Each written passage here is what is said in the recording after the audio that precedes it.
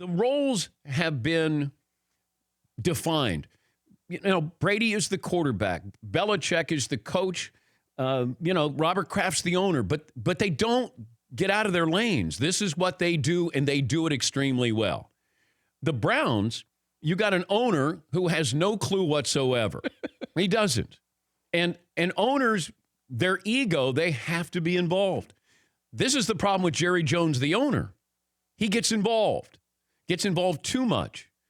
Now, he's been better, but it feels like he's let other people do what they're supposed to do. I don't know how you make billions in an industry and then forget about what that blueprint is when you run a team.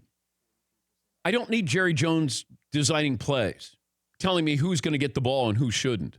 I don't need Jimmy Haslam involved with, let's take Johnny Manziel. Wait, we don't want to take Johnny Manziel. You take Johnny Manziel. Like, it's just a mess. And then you keep Hugh Jackson on the staff as your head coach forever. He got involved. He's too involved. And that's the challenge for the Cleveland Browns. Because you start at the top. And if you start at the top with the Patriots, they do it right.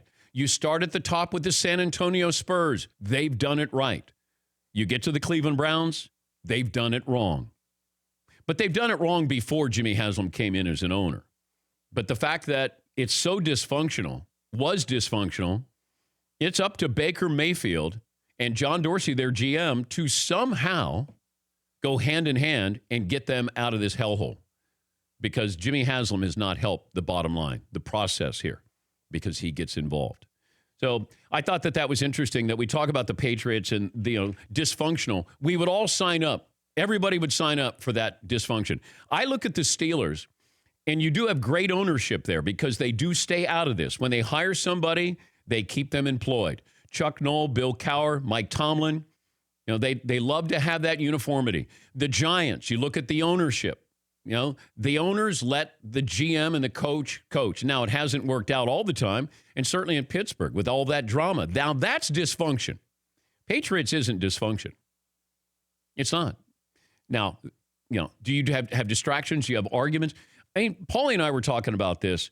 If somebody saw me yelling at Paulie or arguing, there was video, and we've been together 17 years, and somebody said, oh, man, I saw Dan Patrick yelling at his producer. They don't get along. Well, that might be one moment there could be 9 moments in 17 years. 3,000 shows. Yes. So, Belichick and Brady, I don't care if they're best friends or not. Like, we want the story to be, man, it'd be nice if those two got along. They're both alphas. They both think they're the reason why the Patriots have done what they've done. And you know what? That's why they're great. I think Brady wants to one-up Belichick. I think Belichick wants to one-up Brady. And it works. But with the Cleveland Browns, it is a mess. But there is a light at the end of the tunnel because you do have a good GM. You do have a good quarterback. And I don't know if Freddie Kitchens is a head coach, but I know that he did a great job in sort of taking the seatbelt off Baker Mayfield and letting him play. But the hardest part is to let others do their jobs. To delegate. It's like when your child is learning to walk. Oh, you want to be there? No, no, I got you. It's okay to fall. And then you get back up. But a lot of these owners, they get too involved, and that's where you see dysfunction. That's where you see a mess. And I look at the Patriots. If that's dysfunction, I'll take a couple of scoops of that. I'll take second helpings there. Yeah, Paul. 1 year and 2 months ago, the biggest story in sports was the expose by Seth. For Kraft, Brady, and Belichick, is this beginning of the end? Yeah. Since that article came out, they've made back-to-back Super Bowls. Yeah. Everybody wants to be the first to say, I told you. I want to be the last to tell you, I told you. If Brady retires, I would be disappointed. I'd be happy for him, but I would want to see. Brady's good for the league. You either like him or you don't. But you are watching something special that we may never see again. Belichick, I don't even know him. I may have said hello to him. I don't even know if he said hello back. But that's okay. It's not about my relationship. It's admiration for somebody who is doing something that's really hard to do and doing it on a consistent basis.